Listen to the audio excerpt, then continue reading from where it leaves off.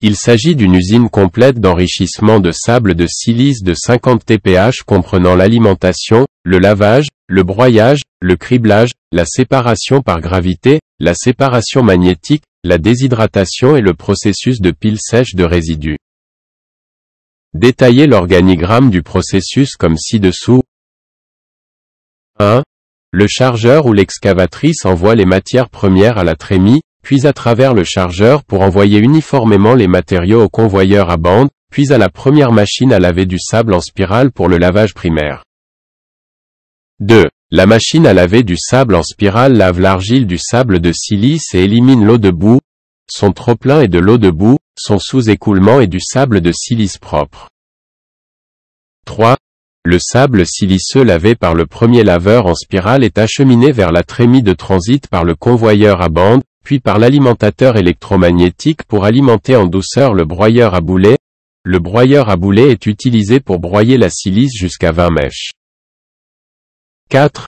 La décharge du broyeur à boulet va au tamis trommel pour tamiser les grains supérieurs à 20 mèches qui seront renvoyés au broyeur à boulet pour un nouveau broyage par convoyeur à bande. Les grains inférieurs à 20 mèches seront envoyés au deuxième laveur de sable en spirale pour éliminer l'argile du sable siliceux.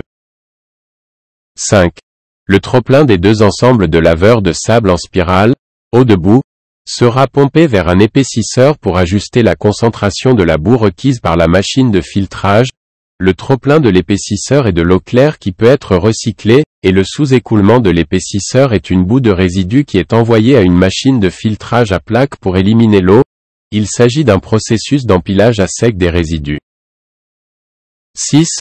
Le sous-écoulement du deuxième laveur de sable en spirale est pompé vers le séparateur en spirale pour éliminer les minéraux lourds du sable siliceux par le principe de la gravité.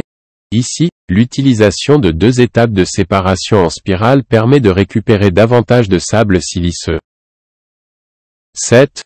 Le concentré issu des deux étapes de séparation en spirale est envoyé vers un séparateur magnétique à haut gradient ou un séparateur magnétique à plaque pour éliminer le Fe2O3 du sable siliceux. 8. Le concentré provenant du séparateur magnétique est envoyé au crible de déshydratation pour éliminer l'eau. 9. Le produit final provient donc de la partie supérieure du crible de déshydratation.